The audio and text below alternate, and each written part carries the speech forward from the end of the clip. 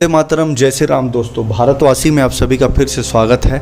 तो दोस्तों, भारतवासी चैनल मैंने ज्ञान पे एक सटीक चर्चा के लिए किया है, एक सटीक जानकारी आपको दे पाऊँ, इसलिए मैंने इस चैनल का निर्माण किया है। तो बने रहिए इस पे, हमेशा इस पे एक सटीक चर्चा होगी। ये मेरी दूसरी ही वीडियो इस चैनल की।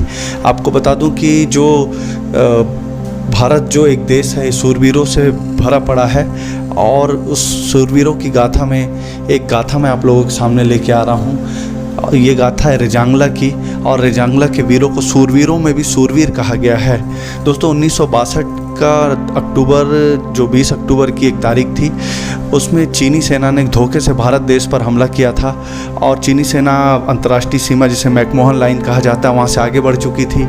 और आगे बढ़ते हुए भारतीय सेना ने अपनी 13 कुमायूं रेजिमेंट की चार्ली कंपनी को एक अग्रिम पोस्ट पर भेजा, जो कि रेजांगला नाम की पहाड़ी थी। रेजांगला लद्दाख में चुशूल सेक्टर में स्थित एक अग्रिम चौकी है वर्तमान में, जो लाइन ऑफ एक्चुअल कंट्रोल पर स्थित है।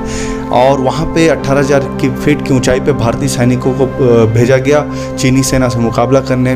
ना उनके पास अच्छे हथियार थे, ना अच्छे कपड़े थे, लेकिन एक जज्बा था देश को बचाने का, क्योंकि वो बहुत भीषण संकट था और वहाँ पे डट गए।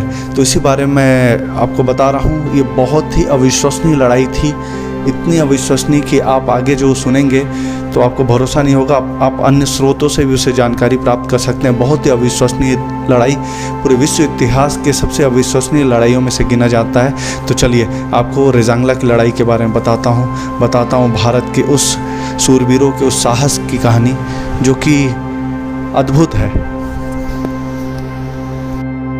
इस वीर गाथा को बताने से पहले मेरा आप लोगों से निवेदन है कि जो नया आया है वो चैनल को सब्सक्राइब कर दीजिए, और लाइक कमेंट तो करिए, शेयर भी करिए। तो कहानी जो चालू होती है, ये 18 नवंबर 1962 में, जब चीनी सेना का आक्रमण हो चुका था और चीनी सेना काफ़ी भारतीय सीमा के उत्तरी और उत्तर पूर्वी क्षेत्रों में अंदर घुस आई थी। उस समय पर रेजांगला नाम के एक 18,000 फीट की ऊंचाई पे, जो लद्दाख के चुशूल सेक्टर पे है, वहाँ पे भारतीय सेना की कुमायूं रेजिमेंट की चार्ली कंपनी को भेजा गया मेजर शैतान सिंह की अगुवाई में।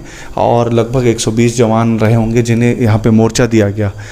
स्थितियाँ बहुत ही दुरूह थी, क्योंकि इनके पास ना ही असलहा था भरपूर मात्रा में, ना ही इनके पास पहनने के लिए बराबर सर्दी में पहनने वाले कपड़े थे। लेकिन भारतीय जवानों का मनोबल था कि वह डटे रहे। बाद में 18 नवंबर की रात्रि को 3:30 बजे चीनी सेना का आक्रमण हुआ, जो कि 4 घंटे चला। और इस दौरान 3 बार चीनी सेना ने भारतीय क्षेत्र पर आक्रमण किया, और तीनों बार इन अहिर वीरों ने डटकर मुकाबला किया। कुल 120 में से 118 जवान वीर गति को प्राप्त हुए। 2 जवान जीवित बचे, जिसमें से एक निहाल सिंह को चीनी सेना पकड़ के ले गई। एक जवान रामचंद्र सिंह को मेजर शैतान सिंह ने वापस भेजा कि तुम जाओ और बताओ कि हम लोगों ने सीने पे गोलियां खाई हैं, पीठ पर नहीं। और वहाँ से रामचंद्र सिंह जैसे तैसे पोस्ट से कमांडिंग मुख्यालय की ओर जाते हैं। और वहाँ पे पहुँचने के बाद जो उन्होंने वृत्तांत बताया, शुरू में भारतीय सेना किसी अधिकारियों को नहीं यकीन हुआ, और उनके ऊपर कोर्ट ऑफ इंक्वायरी तक का भी आदेश कर दिया गया था। उसके बाद सर्दियाँ पड़ गईं। लेकिन कहा जाता है कि जब आपका यशोगान आपका दुश्मन करे, तो निश्चित रूप से आपने गहरी चोट पहुंचाई थी। जैसे ही बर्फ़ पिघलती है, और जो सैनिक दोनों पक्षों के द्वारा गिरफ्तार किए गए थे, पकड़े गए थे, उन्हें दोनों सेनाओं ने आदान प्रदान किया। तब निहाल सिंह को जब भेजा गया, तो निहाल सिंह ने भी जब उस घटना के बारे में बताया, तब भारतीय सेना उस जगह पर गई।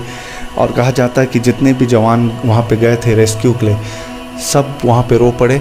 और जो जवान जिस पोजीशन पे लड़ रहा था, बर्फ़ पिघलने के बाद भी वो उसी पोजीशन पे था, और सभी ने सीने में गोलियां खाई थी। और इसी घटना से प्रभावित होकर लता मंगेशकर ने मेरे वतन के लोगों नामक गाना इसमें गाया था, जिसमें कि एक बहुत ही महत्वपूर्ण लाइन है, 10-10 को एक ने मारा, फिर गिर गए होश गंवा के। ये बिल्कुल इसी घटना से संबंधित है, और इसी महान लड़ाई से संबंधित है। तो दोस्तों, कैसा लगा मेरा रेजांगला के ऊपर यह वृत्तांत? आगे भी ऐसी किसी घटना और कहानी या वीरगाथा के साथ आपके साथ आएंगे। तब तक ले वंदे मातरम, जय श्री राम।